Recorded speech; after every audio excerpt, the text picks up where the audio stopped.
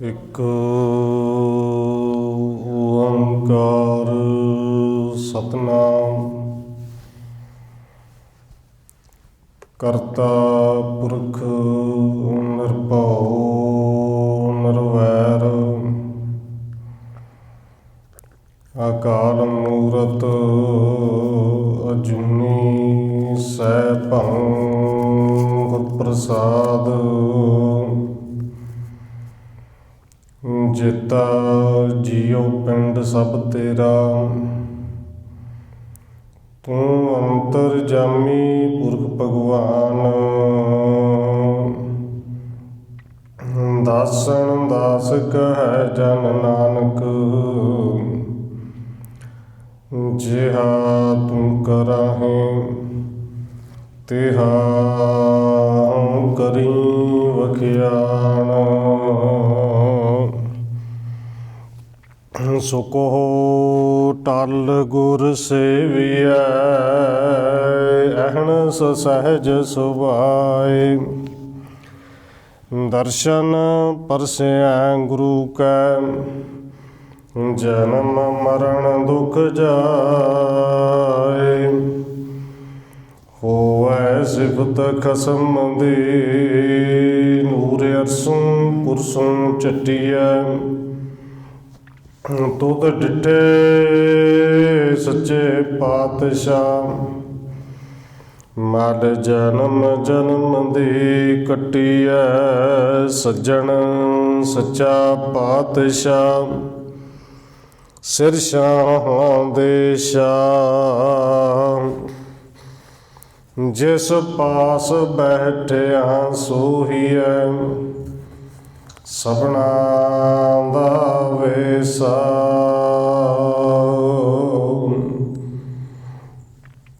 ਵਾਹਿਗੁਰੂ ਸਾਹਿਬ ਜੀ ਸੋਰਠ ਮਹਲਾ ਪੰਜਵਾਂ ਘਰ ਦੂਜਾ ਅਸ਼ਟਪਦੀਆਂ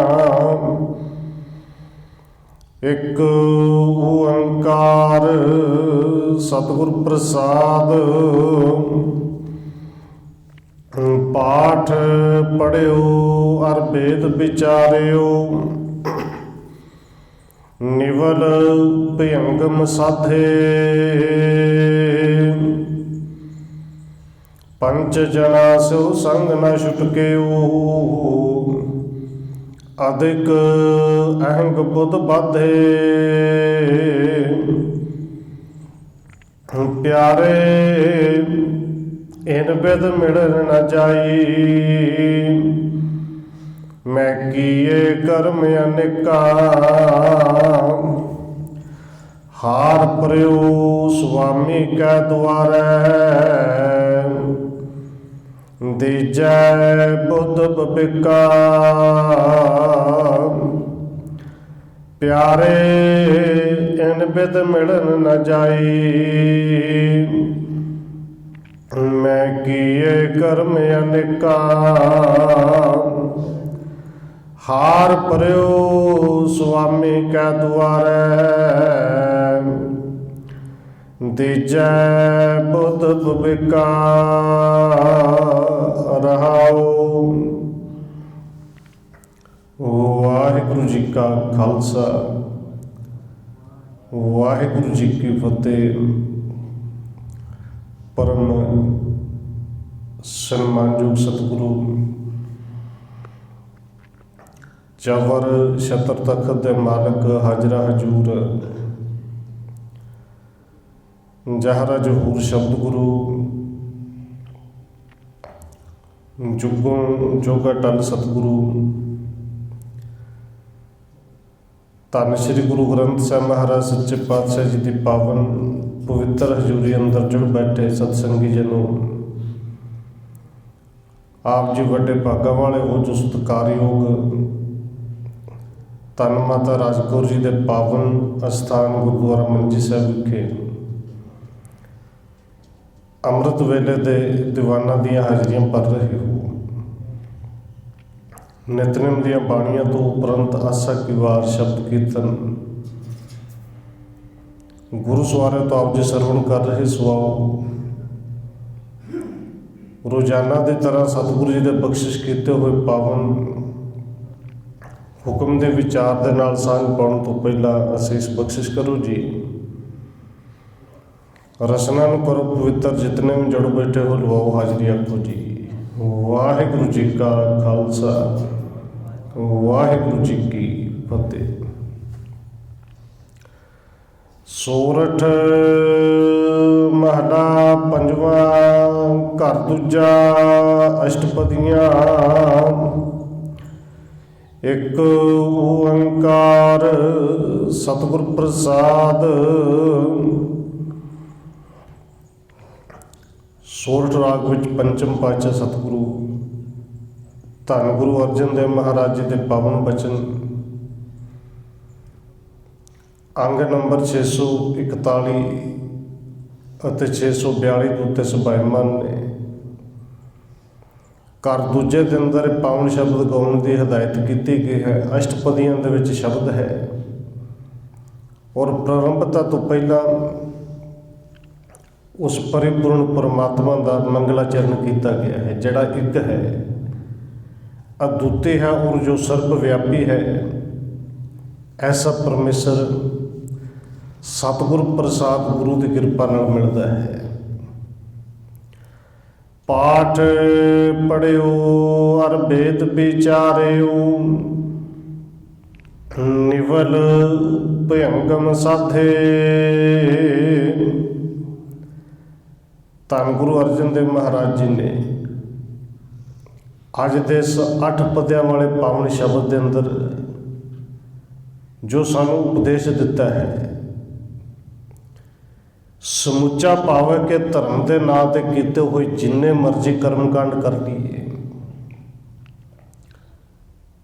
ਇਹ ਕਰਮਕਾਂਡ ਕਰ ਕਰਕੇ ਅਸਲ ਵਿੱਚ ਉਸ ਪਿਆਰੇ ਪਰਮੇਸ਼ਰ ਨੂੰ ਮਿਲਿਆ ਨਹੀਂ ਜਾ ਸਕਦਾ। ਮਿਲਣ ਦਾ ਤਰੀਕਾ ਕੇਵਲ ਇੱਕੋ ਹੈ, ਉਹ ਗੁਰੂ ਕੀ ਸੰਗਤ, ਗੁਰੂ ਕਾ ਨਾਮ। ਹੁਣ ਸਤਿਗੁਰੂ ਜੀ ਨੇ ਪਹਿਲੀ ਪਾਵਨ ਪੰਕਤੀ ਦੇ ਅੰਦਰ ਕੁਝ ਬਚਨ ਕਹੇ ਨੇ ਕਿ ਉਹ ਜਿਹੜੇ ਜੋਗੀ ਲੋਕ ਕਰਦੇ ਸਨ, ਪਾਠ ਪੜਿਓ ਅਰ ਵੇਦ ਵਿਚਾਰਿਓ। ਇੱਕ ਤੇ ਉਹ ਪੰਡਤ ਵਿਦਵਾਨ ਲੋਕ ਜਿਨ੍ਹਾਂ ਨੇ ਪਾਠ ਪੜ੍ਹ ਵੀ ਲਏ,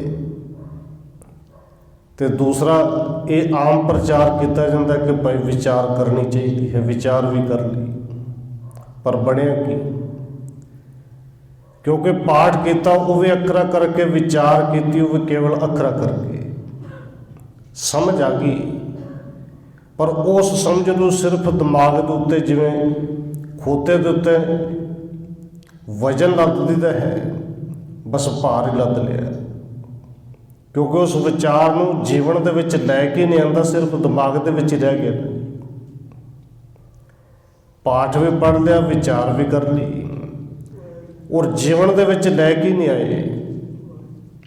ਅੱਜ ਗੁਰੂ ਸਾਹਿਬ ਜੀ ਨੇ ਇੱਥੇ ਪਾਵਨ ਬਚਨ ਗਏ ਨੇ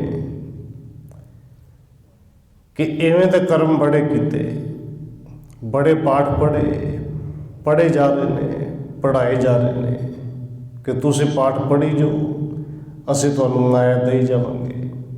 ਗੁਰੂ ਸਾਹਿਬ ਨੇ ਪਾਵਨ ਬਚਨ ਵੀ ਕਹੇ ਨੇ, ਇਹ ਕੇਵਲ ਉਸ ਪੰਡਤ ਨੂੰ ਨਹੀਂ। ਔਰ ਕਈ ਵਾਰੀ ਬੇਨਤੀ ਕੀਤੀ, ਪੰਡਤ ਦਾ ਮਤਲਬ ਸਿਰਫ ਬੋਧੀ ਵਾਲਾ ਪੰਡਤ ਨਹੀਂ। ਪੰਡਤ ਦਾ ਭਾਵ ਅਰਥ ਹੈ ਪੜ੍ਹਿਆ ਲਿਖਿਆ, ਜਿਹੜਾ ਸੂਝਵਾਨ ਵਿਦਵਾਨ ਹੈ। ਉਹ ਸਿੱਖ ਹੋਵੇ, ਹਿੰਦੂ ਹੋਵੇ, ਚਾਹੇ ਮੁਸਲਮਾਨ ਹੋਵੇ, ਕੋਈ ਵੀ ਹੋਵੇ।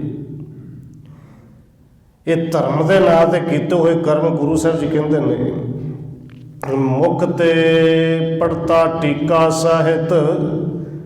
ਹੁਣ ਉਹ ਪੰਡਤ ਕਥਾਵਾਚਕ ਵੀ ਗਿਆਨੀ ਵੀ ਹੋ ਸਕਦਾ ਹੈ। ਮੁਖ ਤੋਂ ਪੜ੍ਹਦਾ ਵੀ ਹੈ ਤੇ ਉਹ ਟੀਕੇ ਦੇ ਸਮੇਤ ਪੜ੍ਹਦਾ ਹੈ, ਅਰਥ ਵੀ ਕਰਦਾ ਹੈ, ਇੱਕ ਅਰਥ ਦੇ ਭਾਵ ਅਰਥ ਵੀ ਕਰਦਾ ਹੈ। ਕਹਿੰਦੇ ਮੁਖ ਤੇ ਪੜਤਾ ਟੀਕਾ ਸਾਹਿਤ, ਪਰ ਜੀਵਨ ਕੈਸਾ ਹੈ? ਹਿਰਦੈ ਰਾਮ ਨਹੀਂ ਪੂਰਨ ਰਹਿਤ। ਨਾ ਦੇ ਅੰਦਰ ਨਾਮ ਹੈ, ਨਾ ਰਹਿਤ ਹੈ। ਔਰ ਧੰਨ ਗੁਰੂ ਕਲਗੀਧਰ ਪਾਤਸ਼ਾਹ ਜੀ ਨੇ ਬਿਲਕੁਲ ਸਪਸ਼ਟ ਕਿਹਾ ਜੀ ਕਿ ਜੇ ਰਹਿਤ ਨਹੀਂ ਤੇ ਉਹ ਮੇਰਾ ਸਿੱਖ ਹੀ ਨਹੀਂ, ਮੈਂ ਉਹਨੂੰ ਸਿੱਖ ਮੰਨਦਾ ਹੀ ਨਹੀਂ। ਆਪਣੇ ਆਪ 'ਚ ਬਣੀ ਜਾਈਏ ਕਿ ਅਸੀਂ ਸਹਿਜਧਾਰੀ ਸਿੱਖ ਹਾਂ ਜਾਂ ਜੋ ਮਰਜ਼ੀ ਬਣੀਏ। ਪਰ ਗੁਰੂ ਕਲਗੀਧਰ ਪਾਤਸ਼ਾਹ ਕਹਿੰਦੇ ਨੇ ਸਭ ਤੋਂ ਪਹਿਲੀ ਤੇ ਰਹਿਤ ਇਹੀ ਹੈ, ਪ੍ਰਥਮ ਰਹਿਤ ਖੰਡੇ ਕੀ ਬਹੁ ਲਿਹ ਜਾਣ। ਤੇ ਦੂਜਾ ਪਾਵਨ ਬਚਨ ਕਿਹਾ, ਰਹਿਤ ਬਿਨਾ ਨਹੀਂ ਸਿੱਖ ਕਹਾਵੇ। ਜੇ ਰਹਿਤ ਨਹੀਂ, ਪਹਿਲੀ ਰਹਿਤ ਹੀ ਨਹੀਂ, ਖੰਡੇ ਬਾਟੇ ਦੀ ਪੌੜੀ ਨਹੀਂ, ਫਿਰ ਕਹਿੰਦਾ ਸਿੱਖ ਗੁਰੂ ਸਾਹਿਬ ਤਾਂ ਨਹੀਂ ਮੰਨਦੇ। ਹਾਂ, ਪਰ ਆਪਣੇ ਆਪ ਕਹੀ ਜਾਈਏ ਤੇ ਗੱਲ ਵੱਖਰੀ। ਗੁਰੂ ਸਾਹਿਬ ਜੀ ਕਹਿੰਦੇ ਨੇ ਕਿ ਮੁਖ ਤੋਂ ਟਿੱਕੇ ਸਹਿਤ ਅਰਥਾ ਸਮੇਤ ਬਾਣੀ ਨੂੰ ਪੜ੍ਹਦਾ ਵੀ ਹੈ, ਪਰ ਅੰਦਰ ਨਾਮ ਨਹੀਂ, ਰਹਿਤ ਵਿੱਚ ਪੂਰਨ ਨਹੀਂ, ਤੇ ਫਿਰ ਉਹਦਾ ਲਾਭ ਕੀ? ਮੁਖ ਤੇ ਪੜਤਾ ਟੀਕਾ ਸਹਿਤ, ਹਿਰਦੈ ਰਾਮ ਨੇ ਪੂਰਨ ਰਹਿਤ। ਖਟ ਕਰਮਾ ਆਰ ਆਸਣ ਧੋਤੀ। ਹੁਣ ਉਸ ਪੰਡਤ ਤੇ ਬ੍ਰਾਹਮਣ ਪੰਡਤ ਦੀ ਗੱਲ ਕਰਦੇ ਨੇ ਕਿ ਉਹ 6 ਤਰ੍ਹਾਂ ਦੇ ਕਰਮ ਵੀ ਕਰਦਾ ਹੈ, ਆਪਣੇ ਆਸਣ ਵਾਸਤੇ ਧੋਤੀ ਵੀ ਨਾਲ ਰੱਖਦਾ ਹੈ। ਤੇ ਉਹ ਬ੍ਰਾਹਮਣ ਤੇ 6 ਤਰ੍ਹਾਂ ਦੇ ਕਰਮ ਕਿਹੜੇ ਨੇ? ਵੈਸੇ ਸ਼ਬਦ ਦੇ ਵਿੱਚ ਅੱਗੇ ਜਾ ਕੇ ਵੀ ਆਉਣਾ ਹੈ।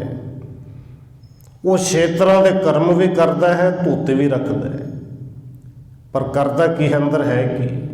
ਕਹਿੰਦੇ ਭਾਗਟ ਗ੍ਰਹਿ ਪੜਾ ਨਿਤ ਪੋਥੀ। ਭਾਗਟ ਕਹਿੰਦੇ ਨੇ ਅਮੀਰ ਲੋਕਾਂ ਦੇ ਘਰਾਂ ਵਿੱਚ ਜਾ ਕੇ ਪੁੱਥੀਆਂ ਪੜ੍ਹਦਾ ਹੈ, ਤੇ ਫਿਰ ਕਰਦਾ ਕੀ, ਮੰਗਦਾ ਕੀ ਹੈ? ਮਾਲਾ ਫੇਰੇ ਮੰਗੇ ਬੇਭੂਤ। ਮਾਲਾ ਫੇਰਦਾ ਕਿ ਮੈਂ ਇੰਨੀਆਂ ਤੁਹਾਡੇ ਨਾਂ ਦੀ ਮਾਲਾ ਕਰ ਦਿੰਦਾ, ਤੁਸੀਂ ਇੰਨੀ ਪੂਜਾ ਦੇ ਦਿਓ। ਆਪਾਂ ਸ਼ਬਦ ਭੇਟਾ ਵਰਤ ਲੈਂਦੇ ਹਾਂ ਕਿ ਤੁਹਾਡੇ ਨਾਂ ਦਾ ਸਹਿਜ ਪਾਠ ਅਸੀਂ ਕਰ ਦਿੰਦੇ, ਭੇਟਾ ਤੁਸੀਂ ਦੇ ਦਿਓ। ਗੱਲ ਤੇ ਉਹੀ ਨਾ, ਉਹਨੇ ਮਾਲਾ ਕਹਿ ਦਿੱਤੀ, ਅਸੀਂ ਸਹਿਜ ਪਾਠ ਕਹਿ ਦਿੱਤਾ। ਗੁਰੂ ਘਰ ਵਿੱਚ ਰੱਖਿਆ, ਪੜ੍ਹਨਾ ਪਾਠੀ ਨੇ। ਔਰ ਵਿਚਾਰ ਕੇ ਦੇਖਿਓ, ਕਈ ਵਾਰੀ ਗੱਲਾਂ ਲੱਗਦੀਆਂ ਨੇ ਕਿ ਸ਼ਾਇਦ ਥੋੜ੍ਹੀਆਂ ਕੌੜੀਆਂ ਜੀਆਂ ਨੇ, ਪਰ ਗੁਰੂ ਸਾਹਿਬ ਜੀ ਨੇ ਸਰਬ ਸਾਂਝਾ ਉਪਦੇਸ਼ ਦਿੱਤਾ। ਇਕੱਲਾ ਪੰਡਤ ਨੂੰ ਨਹੀਂ, ਭਾਈ ਨੂੰ ਵੀ ਨਾਲ ਹੀ ਹੈ, ਸਾਨੂੰ ਵੀ ਹੈ ਕਿ ਜੋ ਉਹ ਪੰਡਤ ਕਹਿੰਦਾ ਸੀ ਮੈਂ ਮਾਲਾ ਫੇੜਦਾ, ਇੰਨੇ ਪੈਸੇ ਦੇ ਦੇ ਤੇ ਲਾਭ ਤੈਨੂੰ ਮਿਲ ਜਾਏਗਾ, ਤੇ ਅਸੀਂ ਵੀ ਕਹਿ ਦਿੱਤਾ ਅਸੀਂ ਸਹਿਜ ਪਾਠ ਕਰ ਦਿੰਦੇ ਹਾਂ। ਭੋਗ ਵਾਲੇ ਦਿਨ ਆਇਆ ਗਿਆ ਠੀਕ ਹੈ, ਨਹੀਂ ਤੇ ਹੁਕਮਨਾਮਾ ਜਿਹੜਾ ਹੁਣ ਤੇ WhatsApp ਚੱਲ ਗਿਆ, ਮੈਸੇਜ ਕਰ ਦਿਆਂਗੇ, ਪੜ੍ਹ ਲਿਆ ਜੀ, ਬਸ ਪੈਸੇ ਦੇ ਦਿਓ, ਭੇਟਾ ਦੇ ਦਿਓ, ਫਲ ਤੁਹਾਨੂੰ ਮਿਲ ਜਾਏਗਾ। ਨਹੀਂ, ਭਾਈ ਸਾਹਿਬ ਸਤਿਗੁਰੂ ਜੀ ਕਹਿੰਦੇ ਨੇ ਨਹੀਂ ਭਾਈ, ਇਹਦਾ ਲਾਭ ਕੋਈ ਨਹੀਂ। ਉਹ ਮਾਲਾ ਫੇਰ ਕੇ ਵਿਭੂਤ ਮੰਗਦਾ, ਪੈਸੇ ਮੰਗਦਾ ਹੈ। ਮਾਲਾ ਫੇਰੇ ਮੰਗੇ ਵਿਭੂਤ। ਔਰ ਨਾਲ ਗੁਰੂ ਸਾਹਿਬ ਜੀ ਕਹਿੰਦੇ ਨੇ ਇਹ ਬਿਦ ਕੋਏ ਨਾ ਤਰਿਓ ਮੀਤ। ਇਹ ਗੁਰੂ ਕੇ ਸਿੱਖ ਮਿੱਤਰ ਪਿਆਰੇ, ਇਸ ਤਰੀਕੇ ਨਾਲ ਕੋਈ ਨਹੀਂ ਤਰਿਆ, ਨਾ ਪੜ੍ਹਨ ਵਾਲਾ ਤੇ ਨਾ ਪੜ੍ਹਾਉਣ ਵਾਲਾ। ਪੈਸੇ ਦੇਣ ਵਾਲੇ ਨੇ ਪੈਸੇ ਦੇ ਦਿੱਤੇ, ਲੈਣ ਵਾਲੇ ਨੇ ਆਪਣਾ ਕੰਮ ਚਲਾ ਲਿਆ। ਨਾ ਪੜ੍ਹਨ ਵਾਲੇ ਦਾ ਕੁਛ ਬਣਿਆ, ਨਾ ਪੜ੍ਹਾਉਣ ਵਾਲੇ ਦਾ ਕੁਛ ਬਣਿਆ ਨਾ ਭਾਈ। ਇੱਥੇ ਤੇ ਆਪ ਗੁਰੂ ਸਾਹਿਬ ਜੀ ਕਹਿੰਦੇ ਨੇ ਜੇ ਮਿਲਣਾ ਹੈ ਤਾਂ ਖੋਜ ਸ਼ਬਦ ਮਿਲੇ, ਆਪ ਸ਼ਬਦ ਖੋਜਣਾ ਪੈਣਾ ਹੈ, ਆਪ ਵਿਚਾਰਨਾ ਪੈਣਾ ਹੈ। ਹੁਣ ਅੱਜ ਦਾ ਸਾਰਾ ਪਾਵਨ ਸ਼ਬਦ ਗੁਰੂ ਸਾਹਿਬ ਜੀ ਨੇ ਕਿਰਪਾ ਹੀ ਇੱਥੇ ਕੀਤੀ ਹੈ। ਰਹਾਉ ਦੀਆਂ ਪੰਕਤੀਆਂ 'ਚ ਅਰਦਾਸ ਬੇਨਤੀ ਵੀ ਕੀਤੀ। ਹੁਣ ਕਹਿੰਦੇ ਨੇ ਪਾਠ ਪੜ੍ਹਿਓ ਔਰ ਵੇਦ ਵਿਚਾਰਿਓ, ਤੇ ਹੋਰ ਕੀ ਕੁਛ ਕੀਤਾ? ਨਿਵਲ ਭਿਅੰਗਮ ਸਾਧੇ। ਇਹ ਜੋਗੀ ਲੋਕ ਕਰਦੇ ਸਨ ਨਿਵਲੀ ਕਰਮ। ਹੁੰਦਾ ਤੇ ਸਰੀਰ ਦੇ ਐਕਸਰਸਾਈਜ਼ ਸੀ, ਇਹਨੂੰ ਧਰਮ ਦੇ ਨਾਲ ਵੀ ਜੋੜ ਲਿਆ ਕਿ ਰੱਜ ਕੇ ਪਾਣੀ ਪੀ ਲੈਣਾ, ਫਿਰ ਗੋਡਿਆਂ ਤੇ ਹੱਥ ਰੱਖ ਕੇ ਕੋਡੇ ਹੋ ਜਾਣਾ ਤੇ ਅੰਦਰਾਂ ਨੂੰ ਘੁਮਾਉਣਾ, ਪੇਟ ਸਾਫ਼ ਹੋ ਜੇ, ਚੰਗੀ ਤਰ੍ਹਾਂ ਨਾਲੀਆਂ ਸਾਫ਼ ਹੋ ਜਾਣ। ਸਾਧਨਾ ਕਰਨ ਤੋਂ ਪਹਿਲੋਂ ਇਹ ਅੰਦਰ ਦੀਆਂ ਨਾਲੀਆਂ ਨੂੰ ਕਰਦੇ ਸਨ। ਨਿਉਲੀ ਕਰਮ, ਉਹ ਨੱਕ ਦੇ ਵਿੱਚ ਇੱਕ ਪਾਸੋਂ ਪਾਣੀ ਪਾਉਣਾ, ਦੂਜੇ ਪਾਸੋਂ ਪਾਣੀ ਕੱਢਣਾ, ਉਹਨੂੰ ਕਹਿੰਦੇ ਸਨ ਜਲ ਨੇਦੀ ਹੋ ਗਈ ਜੀ। ਜਾਂ ਨੱਕ ਦੇ ਵਿੱਚ ਇੱਕ ਪਾਸੋਂ ਘਿਓ ਲਾ ਕੇ ਉਹ ਰੱਸੀ ਕੋਈ ਪਾਉਣੀ ਵਿੱਚੋਂ ਤੇ ਦੂਸਰੇ ਪਾਸੋਂ ਕੱਢਣੀ ਕਿ ਅਸੀਂ ਸਫਾਈ ਕਰਦੇ ਹਾਂ। ਪਰ ਇਹ ਨਿਉਲੇ ਕਰਮਾਂ ਦੇ ਵਿੱਚ ਹੀ ਫਸ ਕੇ ਰਹਿ ਗਏ। ਇਸ ਤੋਂ ਅੱਗੇ ਸਾਫ਼ ਸਫਾਈ ਕਰਨ ਤੋਂ ਬਾਅਦ ਜਿਹੜੇ ਰੱਬ ਵਾਲੇ ਪਾਸੇ ਚੱਲਣਾ ਸੀ, ਚੱਲੇ ਹੀ ਨਹੀਂ। ਕਹਿੰਦੇ ਨਿਵਲ ਭਿਅੰਗਮ ਸਾਧੇ, ਭਿਅੰਗਮਾ ਨਾੜੀ ਵੀ ਹੁਣ ਇਹ ਜੋਗੀ ਜਾਣਦੇ ਨੇ। ਕਹਿੰਦੇ ਨੇ ਰੇੜ ਦੀ ਹੱਡੀ ਦੇ ਥਰੜੇ ਪਾਸੇ ਹੁੰਦੀ ਹੈ।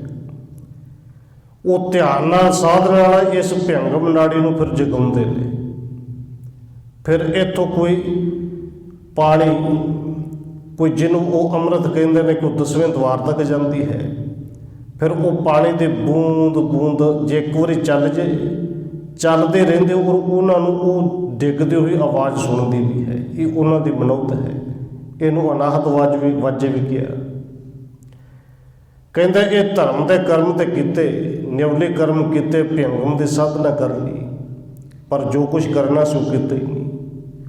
ਪੰਚ ਜਨਾ ਸੋ ਸੰਗ ਨਾ ਛੁਟਕਿਓ, ਅਧਿਕ ਅਹੰਗ ਬੁੱਧ ਬਾਧੇ। ਛੱਡਣਾ ਤੇ ਇਹ ਪੰਜਾਂ ਨੂੰ ਸੀ, ਕਾਮ ਨੂੰ, ਕ੍ਰੋਧ ਨੂੰ, ਲੋਭ ਮੋਹ ਹੰਕਾਰ ਨੂੰ। ਇਹਨਾਂ ਤੋਂ ਤਾਂ ਖਹਿੜਾ ਛੁੱਟੀ, ਸਗੋਂ ਹੋਰ ਹੰਕਾਰ ਦੇ ਵਿੱਚ ਵੱਜ ਗਏ ਕਿ ਮੈਂ ਇੰਨੇ ਕਰਮ ਕਰ ਲਏ ਜੀ। ਸਤਿਗੁਰੂ ਜੀ ਨੇ ਰਹਾਉ ਦੀਆਂ ਪੰਕਤੀਆਂ ਦੇ ਵਿੱਚ ਬੜੇ ਸੋਹਣੇ ਪਾਵਨ ਬਚਨ ਕਹੇ ਨੇ। ਕਹਿੰਦੇ ਪਿਆਰੇ ਇਨ ਬਿਦ ਮਿਲਣ ਨਾ ਜਾਈ। ਇਹ ਪਿਆਰੇ ਭਾਈ ਸਿੱਖਾ, ਇਹਨਾਂ ਤਰੀਕਿਆਂ ਦੇ ਨਾਲ ਰੱਬ ਨੂੰ ਨਹੀਂ ਮਿਲਿਆ ਜਾਣਾ। ਤੇ ਨਾਲ ਜਿਹੜਾ ਅਗਲਾ ਬਚਨ ਕਿਹਾ ਬੜੀ ਵਿਚਾਰ ਮੰਗਦਾ ਹੈ। ਮੈਂ ਕੀਏ ਕਰਮ ਅਨੇਕਾਂ, ਮੈਂ ਦਾ ਅਰਥ ਕੀ ਹੈ ਜੀ? ਧੰਨ ਗੁਰੂ ਅਰਜਨ ਦੇਵ ਜੀ ਕਹਿ ਰਹੇ ਨੇ, ਇਹਦਾ ਮਤਲਬ ਧੰਨ ਗੁਰੂ ਅਰਜਨ ਦੇਵ ਜੀ ਤੁਸੀਂ ਪਾਠ ਪੜ੍ਹਿਓ ਔਰ ਵੇਦ ਵਿਚਾਰੋ, ਨਿਵਲ ਭਿੰਗ ਸਾਧੇ, ਤੇ ਜਾਂ ਜੋ ਕੁਛ ਪੰਡਤ ਕਰਦੇ ਰਹੇ ਸਾਰਾ ਕੁਛ ਤੁਸੀਂ ਕੀਤਾ ਹੈ। ਕਿਉਂਕਿ ਪਾਵਨ ਬਚਨ ਇਹ ਨੇ, ਮੈਂ ਕੀਏ ਕਰਮ ਅਨੇਕਾਂ। ਗੁਰੂ ਅਰਜਨ ਦੇਵ ਜੀ ਕਹਿੰਦੇ ਨੇ ਮੈਂ ਅਨੇਕਾਂ ਹੀ ਕੀਤੇ। ਮੈਂ ਆਪਣੇ ਜੀਵਨ ਦੇ ਤਜਰਬੇ ਵਿੱਚੋਂ ਕਹਿ ਰਿਹਾ। ਤੇ ਗੁਰੂ ਅਰਜਨ ਦੇਵ ਜੀ ਦਾ ਇਤਿਹਾਸ ਪੜ੍ਹਾਂਗੇ ਤੇ ਗੁਰੂ ਅਰਜਨ ਦੇਵ ਜੀ ਦਾ ਇਵੇਂ ਦਾ ਕਰਮ ਕਾਂਡਾਂ ਵਾਲਾ ਕੋਈ ਕਰਮ ਕੀਤਾ ਹੀ ਨਹੀਂ। ਫਿਰ ਗੁਰੂ ਸਾਹਿਬ ਜੀ ਤੁਸੀਂ ਕਹਿੰਦੇ ਹੋ ਮੈਂ ਕੀਏ ਕਰਮ ਅਨੇਕਾਂ। ਹੁਣ ਇਸ ਵਿਚਾਰ ਨੂੰ ਥੋੜ੍ਹਾ ਜਿਹਾ ਸਮਝਿਓ। ਦੇਖੋ ਧੰਨ ਗੁਰੂ ਨਾਨਕ ਦੇਵ ਸੱਚੇ ਪਾਤਸ਼ਾਹ ਜੀ ਨੇ ਸਾਨੂੰ ਇਹ ਸਿਧਾਂਤ ਦਿੱਤਾ। ਧੰਨ ਗੁਰੂ ਅੰਗਦ ਦੇਵ ਜੀ ਜਦੋਂ ਬਾਬਾ ਲਹਿਣਾ ਜੀ ਦੇ ਰੂਪ ਦੇ ਵਿੱਚ ਨੇ, ਉਹਨਾਂ ਨੇ ਸਾਰੇ ਕਰਮ ਕੀਤੇ। ਆਪ ਜੀ ਜਾਣਦੇ ਹੋ ਇਤਿਹਾਸ ਨੂੰ, ਕਿਸੇ ਦੇਵੀ ਦੇ ਮਾਤਾ ਦੇ ਜਗਰਾਤਿਆਂ 'ਤੇ ਜਾਂਦੇ ਸਨ, ਘੁੰਗਰੂ ਬੰਨ੍ਹਦੇ ਸਨ, ਨੱਚਦੇ ਸਨ, ਟੱਪਦੇ ਸਨ। ਪਰ ਜਦੋਂ ਧੰਨ ਗੁਰੂ ਨਾਨਕ ਸਾਹਿਬ ਦੇ ਚਰਨਾਂ ਦੇ ਵਿੱਚ ਆਏ ਤੇ ਗੁਰੂ ਸਾਹਿਬ ਜੀ ਕਹਿੰਦੇ ਪਿਆਰਿਆਂ ਮਿਲਿਆ ਕੀ? ਇਹਨਾਂ ਕਰਮਾਂ ਤੋਂ ਮਿਲਿਆ ਕੀ? ਕੱਖ ਵੀ ਨਹੀਂ, ਕੁਝ ਵੀ ਨਹੀਂ। ਹੁਣ ਧੰਨ ਗੁਰੂ ਨਾਨਕ ਦੇਵ ਤੇ ਗੁਰੂ ਅੰਗਦ ਦੇਵ ਜੀ ਕੋਈ ਦੋ ਨਹੀਂ। ਇਹ ਤਾਂ ਆਪਾਂ ਕਹਿੰਦੇ ਕਿ ਜੋਤ ਉਹਨਾਂ ਦੇ ਵਿੱਚ ਹੈ। ਗੁਰੂ ਸਾਹਿਬ ਨੇ ਤੇ ਪਾਵਨ ਬਚਨ ਵੀ ਕਹੇ ਨੇ ਕਿ ਗੁਰੂ ਕੇ ਸਿੱਖੋ ਮੈਂ ਸਰੀਰ ਛੱਡ ਕੇ ਚੱਲਿਆ, ਪਰ ਮੈਂ ਕਿਤੇ ਨਹੀਂ ਚੱਲਿਆ। ਜੇ ਮੈਨੂੰ ਮਿਲਣਾ ਤਾਂ ਤੁਸੀਂ ਮਿਲ ਸਕਦੇ ਹੋ, ਕਿੱਥੇ? ਦੋ ਥਾਵਾਂ 'ਤੇ। ਕਹਿੰਦੇ ਗੁਰੂ ਨਾਨਕ ਨਾ ਮੜੀ ਨਾ ਗੂਰ, ਗੁਰੂ ਅੰਗਦ ਕੀ ਹੀ ਹੈ ਬਸੈ। ਤੇ ਸਤਿਗੁਰੂ ਜੀ ਹੋਰ ਕਿੱਥੇ ਵਸਦੇ ਹੋ? ਕਹਿੰਦੇ ਔਰ ਸਾਧ ਸੰਗਤ ਮੈਂ ਬਸੋ ਕਰੇ। ਆ ਉਹ ਸੰਗਤ ਹੈ ਜਿੱਥੇ ਧੰਨ ਗੁਰੂ ਨਾਨਕ ਸਾਹਿਬ ਜੀ ਹਰ ਵੇਲੇ ਨੇ। ਹੁਣ ਉਹ ਕਰਮ ਜਿਹੜੇ ਬਾਬਾ ਲਹਿਣਾ ਜੀ ਦੇ ਰੂਪ ਵਿੱਚ ਕੀਤੇ, ਗੁਰੂ ਸਾਹਿਬ ਜੀ ਕਹਿੰਦੇ ਸੀ ਕਰਕੇ ਹੰਢਾ ਕੇ ਵੇਖੇ, ਕੁਝ ਨਹੀਂ ਮਿਲਿਆ। ਜੋਤ ਉਹੇ ਜੁਗਤ ਸਾਇਸ ਹੈ, ਕਾਇਆ ਫਿਰ ਪਲਟੀ ਹੈ। ਗੁਰੂ ਅੰਗਦ ਦੇਵ ਜੀ ਤੋਂ ਜਦੋਂ ਗੁਰੂ ਅਮਰਦਾਸ ਜੀ ਬਣਦੇ ਨੇ, ਉਸ ਤੋਂ ਪਹਿਲਾਂ ਬਾਬਾ ਅਮਰਦਾਸ ਜੀ ਦਾ ਇਤਿਹਾਸ ਆਪ ਜੀ ਜਾਣਦੇ ਹੋ ਕਿ 20 ਸਾਲ ਗੰਗਾ 'ਤੇ ਜਾਂਦੇ ਨੇ ਤੀਰਥ ਇਸ਼ਨਾਨ। 20 ਸਾਲ ਜਾਣ ਤੋਂ ਬਾਅਦ ਹੀ ਗੁਰੂ ਅੰਗਦ ਦੇਵ ਜੀ ਕੋਲ ਆਏ ਸਨ।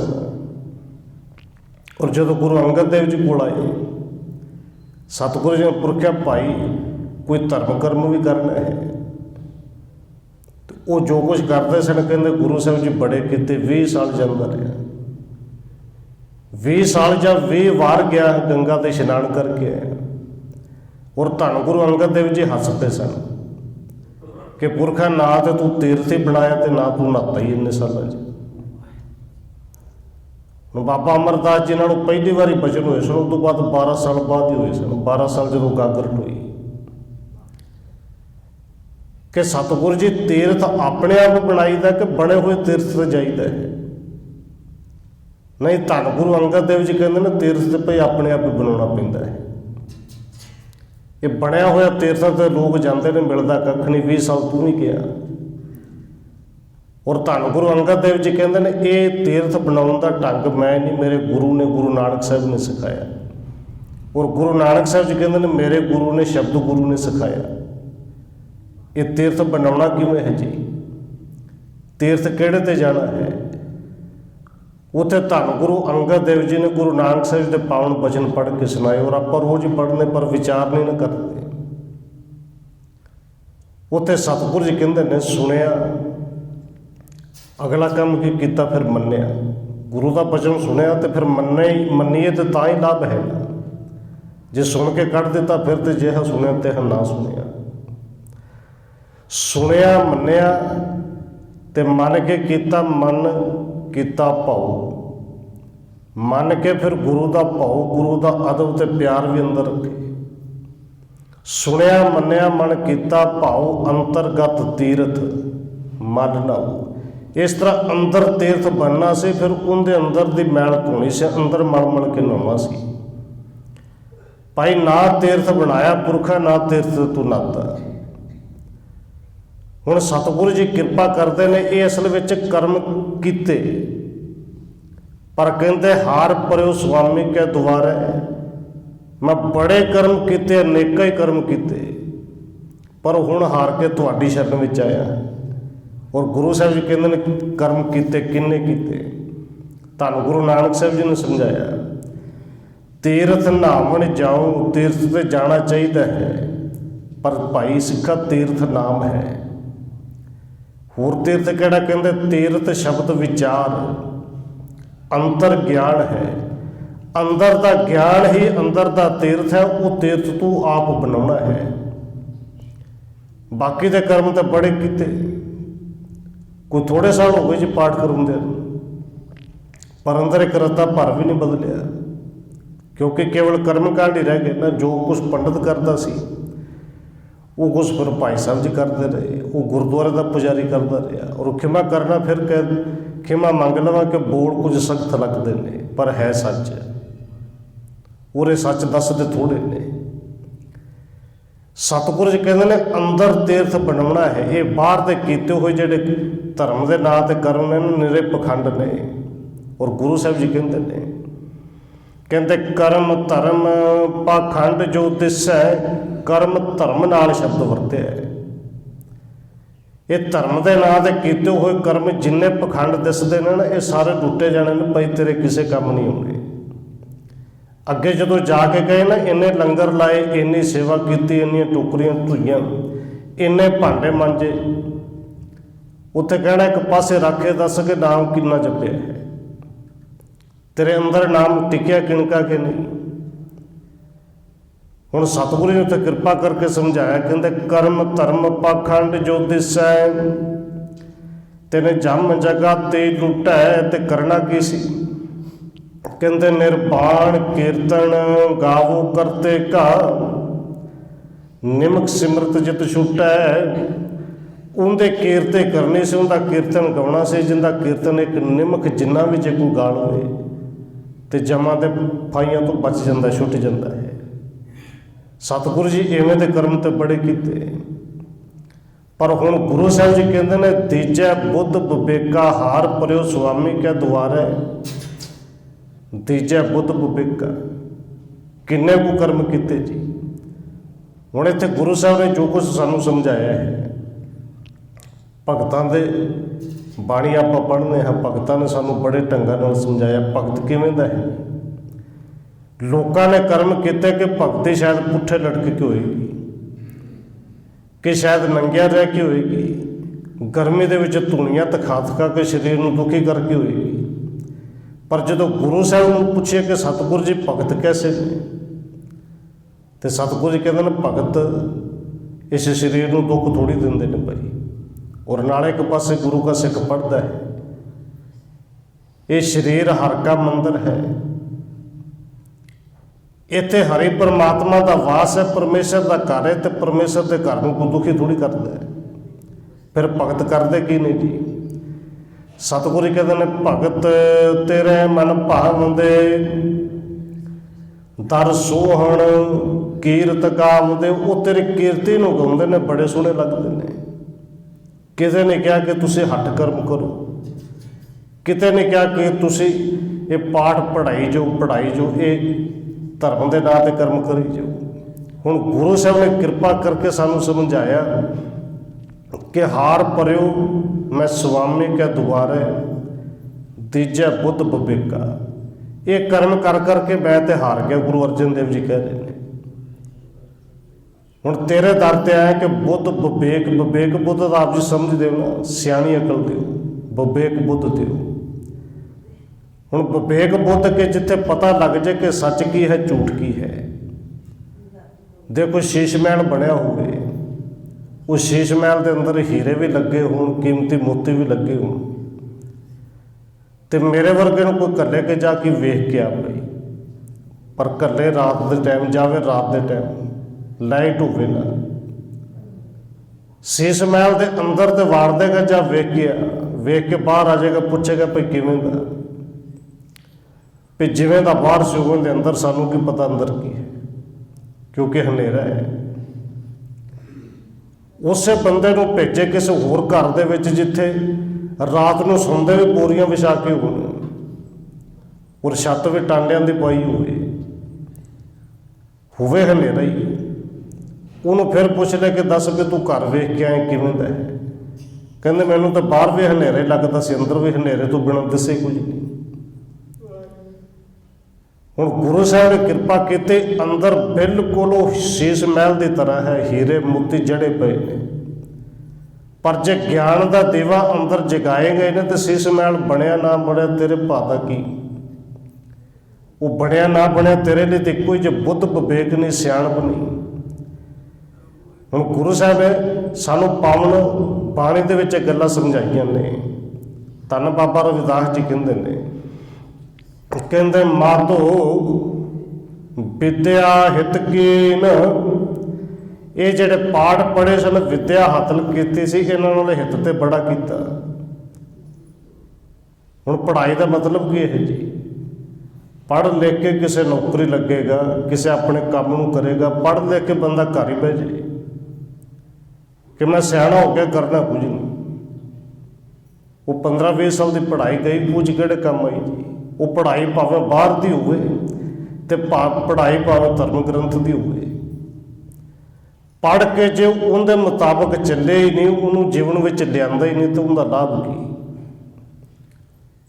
बाबा रविदास जी कहते हैं, मातो विद्या हित कीन, विवेक दीप मलीन। पर अंदर जिहड़ा विवेक वाला दीवा से वो तो मैला ही कर लिया। जे दीवा ही मैला होगा तो साफ दिसेगा कितों। हुण लालटेन चलती सी ना पहलों, लंप, और आप जी बजुर्ग जानते हो, चिमनी जो काली हो जाती सी, पता ही नहीं से लगता जगदा कि बंद है।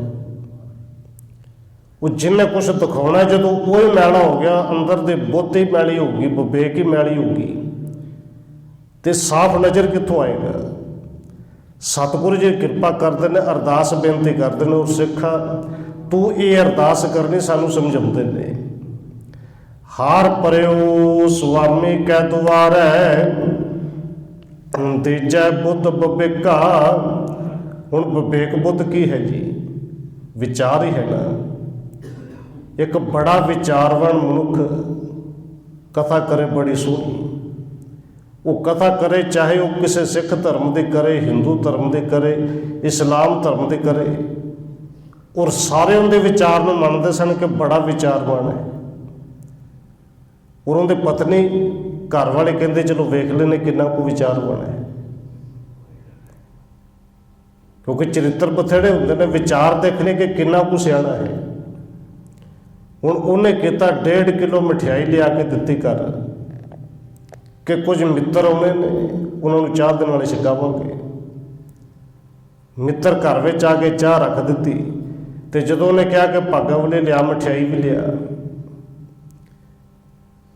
तो अगों जवाब आया कि वो मिठाई तो बिल्ली खा गई है। हुण विचारवान सी, जे तो होंदा बिल्कुल डरिया सहमिया होया, उन्हें कहना सी कोई गल नहीं, 2 मिनट लगने होर फट देना। तो जे कोई होंदा खड़ूस सड़िया होया, उन्हें 4 गालां कढ़नियां सी, हो सकता कि सारे के सामने कुट भी दिंदा। 2 ही गल्लां होणियां सी ना, जां ते होर लै आउंदा ते जां उन्होंने कुट दिंदा कि कित्थे गई मिठाई, हुणे लिया के दित्ती सी, पर उन्हें दोवां विचों कोई काम भी नहीं किया। ਉਹਨੇ ਬਿੱਲੀ ਨੂੰ ਫੜਿਆ, ਤੱਕੜੀ ਵੱਟਾ ਲਿਆ, ਬਿੱਲੀ ਤੋਲੇ ਤੇ ਬਿੱਲੇ ਦਾ ਵਜ਼ਨ ਪੂਰਾ 1.5 ਕਿਲੋ। ਹੁਣ ਵਿਵੇਕ ਬੁੱਧ ਕਿਹਨੂੰ ਕਹਿੰਦੇ ਨੇ ਜੀ? ਕਹਿੰਦੇ ਭਾਗਾ ਵਾਲੀਏ, ਹੁਣ ਇਹ 1.5 ਕਿਲੋ ਤੇ ਬਿੱਲੀ ਹੈ, ਮਠਿਆਈ ਕਿੱਥੇ ਗਈ?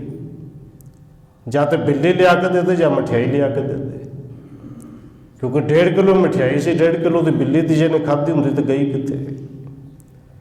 ਉਹਨੇ ਲਿਆ ਕੇ ਨਾਲੇ ਮਠਿਆਈ ਰੱਖੀ, ਨਾਲੇ ਕਹਿੰਦੇ ਮੰਨ ਗਈ। ਵਿਚਾਰਮਾਨ ਇਹਨੂੰ ਕਹਿੰਦੇ ਨੇ ਕਿ ਜਿਹਨੂੰ ਪਰਖ ਕਰਨੀ ਆਵੇ ਅਸਲ ਵਿੱਚ ਸੱਚ ਹੈ ਕੀ।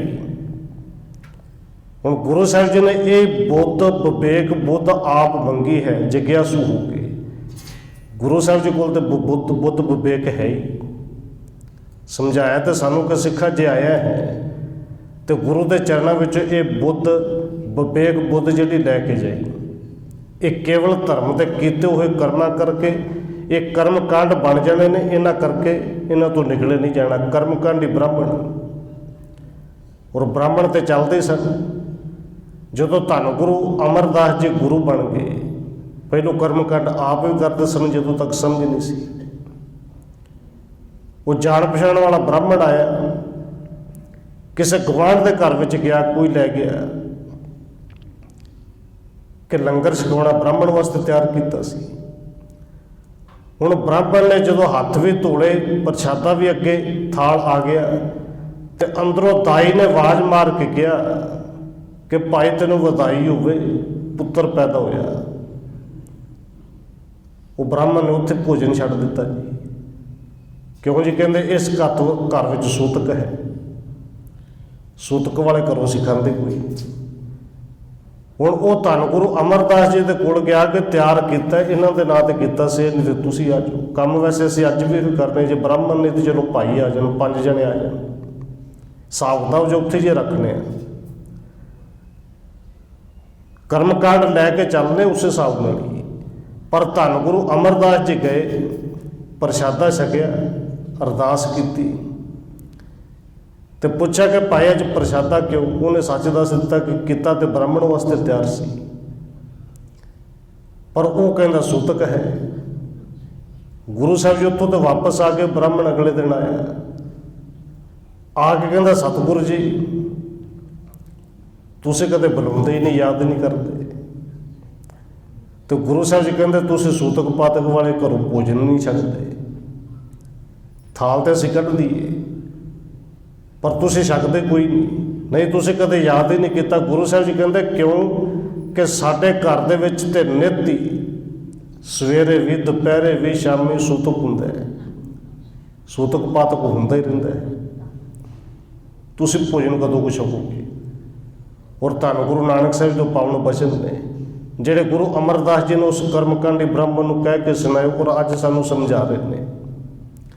ਕਹਿੰਦੇ ਜੇ ਸੂਤਕ ਮੰਨੋਗੇ, ਪਾਤਕ ਮੰਨੋਗੇ, ਤੇ ਇਹ ਤਾਂ ਸਾਡੇ ਘਰ ਨਿੱਤ ਹੀ ਹੈ। ਉਹ ਜਿਹੜਾ ਰਸੋਈ ਤੇ ਭੋਜਨ ਬਣਾਉਂਦਾ ਉਹ ਨਿੱਤ ਹੀ ਸੂਤਕ ਪਾਤਕ ਵਿੱਚ ਹੀ ਰਹਿੰਦਾ ਹੈ। ਗੁਰੂ ਸਾਹਿਬ ਨੇ ਤੇ ਪਾਵਨ ਬਚਨ ਕਹੇ, ਧੰਨ ਗੁਰੂ ਨਾਨਕ ਸਾਹਿਬ ਦੇ ਬਚਨ ਨੇ ਕਿ ਜੇ ਕਰ ਸੂਤਕ ਮੰਨੀਐ ਸਭ ਤੇ ਸੂਤਕ ਹੋਏ, ਗੋਹੇ ਅਤੇ ਲੱਕੜੀ ਅੰਦਰ ਕੀੜਾ ਹੋਏ। ਔਰ ਫਿਰ ਗੁਰੂ ਸਾਹਿਬ ਜੀ ਨੇ ਉੱਥੇ ਗੱਲ ਹੀ ਮੁਕਾ ਦਿੱਤੀ, ਕਹਿੰਦੇ ਜਿੱਤੇ ਦਾਣੇ ਅੰਨ ਕੇ ਜੀਆਂ ਬਾਜ ਨਾ ਕੋਏ। ਹੁਣ ਜੇ ਜੀਵ ਹੱਤਿਆ ਹੋਵੇ ਨਾ ਤੇ ਭਾਈ ਸਿੱਖਾ ਤੂੰ ਆਪਣਾ ਪੇਟ ਕਦੇ ਭਰ ਸਕਦਾ ਹੀ ਨਹੀਂ। ਇਸ ਵਹਿਮ ਦੇ ਵਿੱਚ ਨਾ ਰਹੀ ਕਿ ਮੈਂ ਜੀਵ ਹੱਤਿਆ ਨਹੀਂ ਕਰਦਾ, ਜਾਂ ਇਸ ਭਰਮ ਦੇ ਵਿੱਚ ਨਾ ਰਹੀ ਕਿ ਮੈਂ ਬੜਾ ਧਰਮੀ ਹੋ ਗਿਆ ਕਿ ਮੈਂ ਜੀਵ ਹੱਤਿਆ ਨਹੀਂ ਕਰਦਾ। ਇਹ ਗੁਰੂ ਸਾਹਿਬ ਜੀ ਕਹਿੰਦੇ ਨੇ ਜੀਵ ਹੱਤਿਆ ਤੇ ਹੋ ਹੀ ਰਹੀ ਹੈ, ਸੂਤਕ ਤੇ ਨਿੱਤ ਹੀ ਹੈ। ਦਾਣੇ ਐਸਾ ਕੋਈ ਨਹੀਂ ਜਿਹਦੇ ਵਿੱਚ ਜੀਵ ਨਾ ਹੋਵੇ, ਔਰ ਦਾਣੇ ਤੋਂ ਬਿਨਾਂ ਸਾਡਾ ਗੁਜ਼ਾਰਾ ਹੀ ਨਹੀਂ। ਔਰ ਗੁਰੂ ਸਾਹਿਬ ਜੀ ਕਹਿੰਦੇ ਨੇ ਪਹਿਲਾ ਪਾਣੀ ਜੀਵ ਹੈ, ਪਾਣੀ ਤੋਂ ਬਿਨਾਂ ਕਿੰਨਾ ਕੁ ਸਮਾਂ ਕੱਢ ਲਏਗਾ। ਸਭ ਤੋਂ ਪਹਿਲਾਂ ਤੇ ਜਿੰਦ ਹੀ ਪਾਣੀ ਦੇ ਵਿੱਚ ਹੈ, ਪਾਣੀ ਆਪ ਜੀਵ ਹੈ। ਉੱਥੇ ਗੁਰੂ ਸਾਹਿਬ ਨੇ ਸਮਝਾਇਆ ਕਿ ਨਹੀਂ ਭਾਈ ਇਹਨਾਂ ਕਰਮ ਕਾਂਡਾਂ 'ਚ ਨਹੀਂ ਪੈਣਾ, ਜਿੰਦੇ ਤੋਂ ਬਿਨਾਂ ਨਹੀਂ ਚੱਲਦਾ। ਜਿਵੇਂ ਰੱਬ ਨੇ ਸਿਸਟਮ ਬਣਾਇਆ ਉਹਦੇ ਹੁਕਮ ਦੇ ਵਿੱਚ ਰਹਿ। ਇਹ ਬੁੱਧ ਵਿਵੇਕ ਗੁਰੂ ਤੋਂ ਲੈਣੀ ਹੈ, ਸਮਝ ਗੁਰੂ ਤੋਂ ਲੈਣੀ ਹੈ। ਪਰ ਦੁਨੀਆ ਦੇ ਲੋਕਾਂ ਨੇ ਕਰਮ ਧਰਮ ਦੇ ਨਾਂ ਤੇ ਬੜੇ ਕੀਤੇ, ਕਿਹੜੇ ਕਿਹੜੇ ਕੀਤੇ ਗੁਰੂ ਸਾਹਿਬ ਜੀ ਅੱਗੇ ਸਮਝਾਉਂਦੇ ਨੇ। ਮੋਨ ਭਇਓ ਕਰਪਾਤੇ ਰਹਿਓ, ਨਗੜ ਫਿਰਿਓ ਬਨ ਮਾਹੀ। ਮੋਨੀ ਹੋ ਗਏ ਜੀ। ਕਹਿੰਦੇ ਜ਼ਬਾਨ ਤੋਂ ਮਾੜਾ ਬੋਲਣਾ ਨਹੀਂ ਸੀ, ਚੰਗਾ ਵੀ ਨਹੀਂ ਬੋਲਦੇ। ਮੋਨੀ ਹੋ ਗਿਆ ਕਿ ਪੱਟੀ ਬਣਦੀ, ਚੁੱਪ ਹੀ ਹੋ ਗਈ। ਪਰ ਅੰਦਰ ਵਾਲਾ ਮਨਵਾ ਤੇ ਚੁੱਪ ਨਹੀਂ ਨਾ ਹੋਇਆ।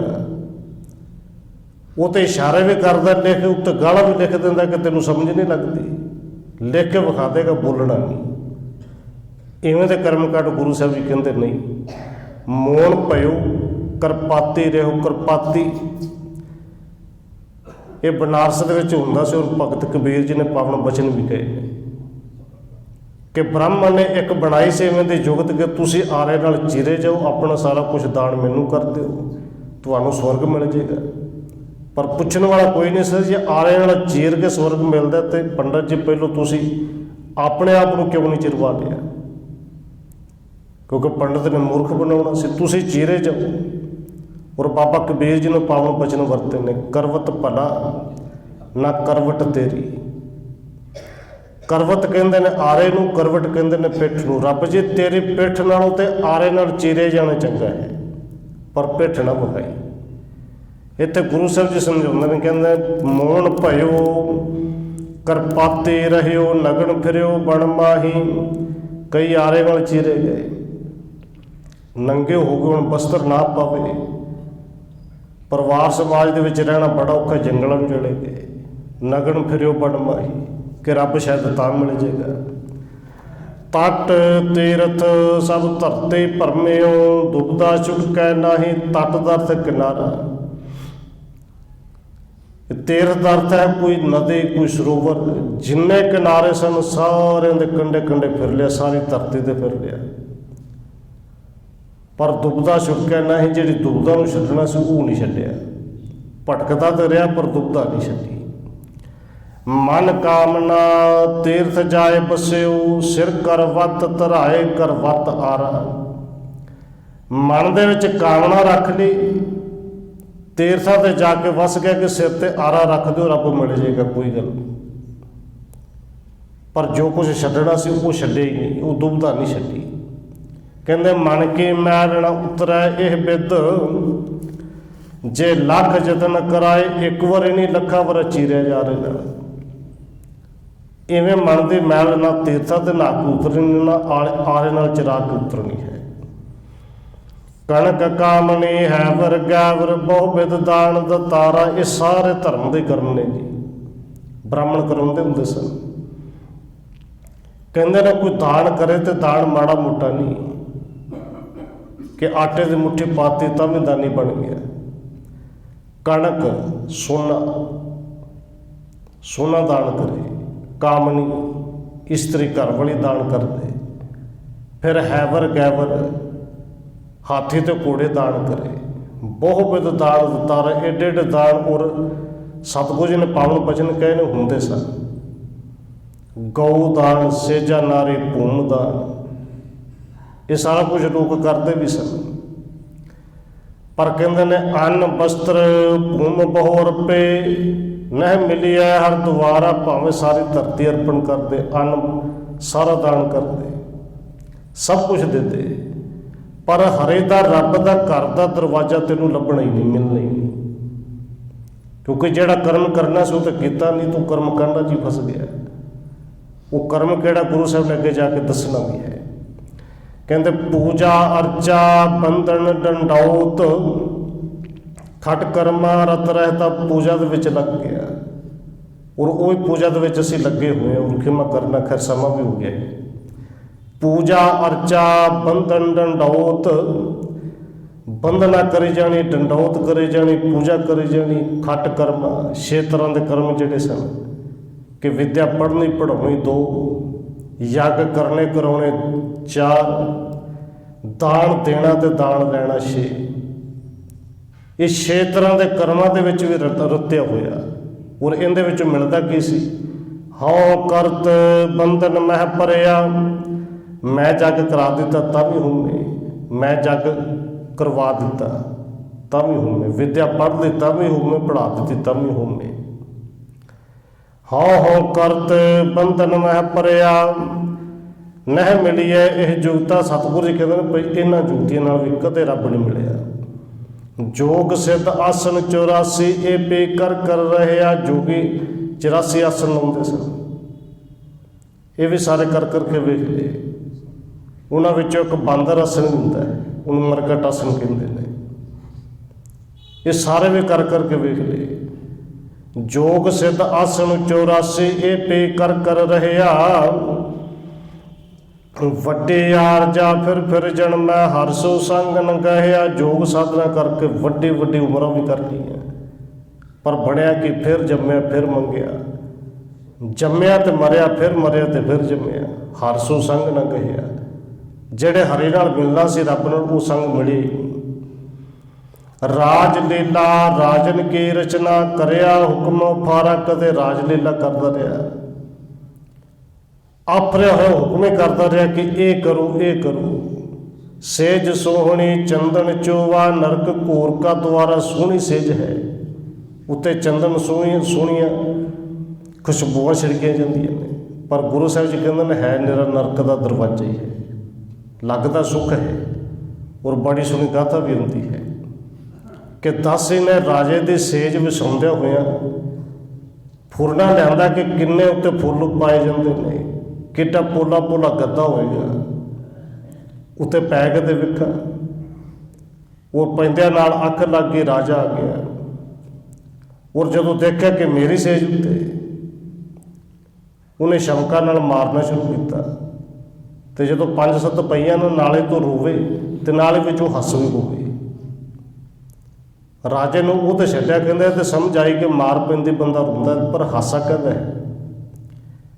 ਉਹ ਕਹਿੰਦੇ ਹਾਸਾ ਇਸ ਗੱਲ ਦਾ ਕਿ ਇਸ ਸੇਜ ਉੱਤੇ ਪੈ ਕੇ ਜਿਹਦੇ ਉੱਤੇ ਇੰਨੇ ਫੁੱਲ ਨੇ ਤੇ ਮੈਨੂੰ ਇੰਨੀਆਂ ਸ਼ਮਕਾਂ ਪਈਆਂ ਨੇ, ਰਾਜਾ ਤੂੰ ਤੇ ਰੋਜ਼ ਹੀ ਪੈਣਾ, ਤੇਰਾ ਕੀ ਬਣੇਗਾ। ਇਹ ਗੁਰੂ ਸਾਹਿਬ ਜੀ ਕਹਿੰਦੇ ਨੇ ਇਹ ਜਿਹੜੇ ਸੁੱਖ ਸਾਨੂੰ ਲੱਗਦੇ ਨੇ ਨਿਰਾ ਨਰਕ ਦਾ ਦਰਵਾਜ਼ਾ ਹੈ। ਔਰ ਸੁੱਖਾਂ ਦੇ ਇਹਨਾਂ ਭਾਰਤ ਦੇ ਬੜੇ ਲੋਕ ਨੇ ਕਿ ਜਿਹੜੇ ਰੱਬ ਨੂੰ ਬਿਲਕੁਲ ਹੀ ਭੁੱਲ ਗਏ। ਇਹ ਤੋਂ ਫਿਰ ਅੱਗੇ ਨਰਕ ਹੀ ਹੈ। ਸੇਜ ਸੋਹਣੀ ਚੰਦਨ ਚੋਵਾ ਨਰਕ ਘੋਰ ਕਾ ਦੁਆਰਾ। ਹਰ ਕੀਰਤ ਸਾਧ ਸੰਗਤ ਹੈ ਸਿਰ ਕਰਮਣ ਕੇ ਕਰਮਾ। ਜੇ ਕੋ ਕਰਮ ਕਰਨਾ ਤੇ ਭਈ ਇਹ ਕਰ। ਹਰ ਕੀਰਤ ਸਾਧ ਸੰਗਤ ਹੈ, ਹਰੇ ਦੇ ਕੀਰਤੀ ਸਾਧ ਸੰਗਤ ਵਿੱਚ ਹੁੰਦੀ ਹੈ। ਔਰ ਇਹ ਸਾਰੇ ਕਰਮਾਂ ਤੋਂ ਸਿਰ ਦਾ ਅਰਥ ਹੈ ਸ਼੍ਰੋਮਣੀ ਕਰਮ ਹੈ। ਕਰਮ ਕਾਂਡਾਂ ਵਿੱਚ ਨਾ ਫਸ, ਇਸ ਕਰਮ ਨੂੰ ਕਰ। ਹਰ ਕੀਰਤ ਸਾਧ ਸੰਗਤ ਹੈ ਸਿਰ ਕਰਮਣ ਕੈ ਕਰਮਾ। ਕਹੋ ਨਾਨਕ ਤਿਸ ਭਇਓ ਪ੍ਰਾਪਤ। ਜਿਸ ਪੁਰਬ ਲਿਖੇ ਕਾ ਲਹਿਣਾ। ਤੇ ਇਹ ਸਾਧ ਸੰਗਤ ਵਿੱਚ ਕੀਰਤੀ ਕਰਨ ਦਾ ਸੁਭਾਗ ਉਹਨੂੰ ਮਿਲਦਾ ਹੈ।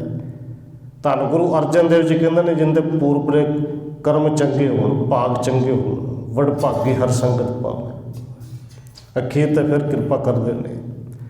ਤੇਰੋ ਸੇਵਕ ਇਹ ਰੰਗ ਮਾਤਾ। ਧੰਨ ਗੁਰੂ ਅਰਜਨ ਦੇਵ ਜੀ ਕਹਿੰਦੇ ਨੇ, ਹੇ ਰੱਬ ਜੀ ਮੈਂ ਤੇਰਾ ਸੇਵਕ ਹਾਂ, ਤੇਰੇ ਰੰਗ ਦੇ ਵਿੱਚ ਮੱਤਿਆ ਹੋਇਆ ਹਾਂ, ਤੇਰੇ ਰੰਗ ਦੇ ਵਿੱਚ ਪਿਆਰ ਦੇ ਵਿੱਚ ਮਸਤ ਹਾਂ। ਤੇ ਕਿਵੇਂ ਮਸਤ ਹੋਇਆ? ਕਹਿੰਦੇ ਭਇਓ ਕਿਰਪਾਲ ਦੇਣ ਦੁੱਖ ਭੰਜਨ। ਆਪਣੇ ਆਪ ਨੇ ਤੁਸੀਂ ਕਿਰਪਾ ਕੀਤੀ, ਕਿਰਪਾ ਦੇ ਘਰ ਵਿੱਚ ਆਏ। ਤੁਸੀਂ ਦਿਨਾਂ ਦੇ ਦੁੱਖ ਦੂਰ ਕਰਨ ਵਾਲੇ ਹੋ। ਮੇਰੇ ਤੇ ਕਿਰਪਾ ਕੀਤੀ, ਆਪਣੇ ਨਾਲ ਮਿਲਾ ਲਿਆ।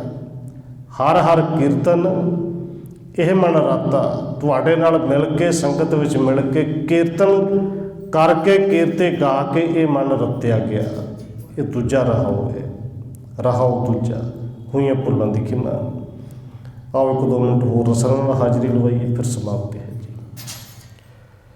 ਵਾਹਿਗੁਰੂ ਵਾਹਿਗੁਰੂ ਵਾਹਿਗੁਰੂ ਵਾਹਿਗੁਰੂ।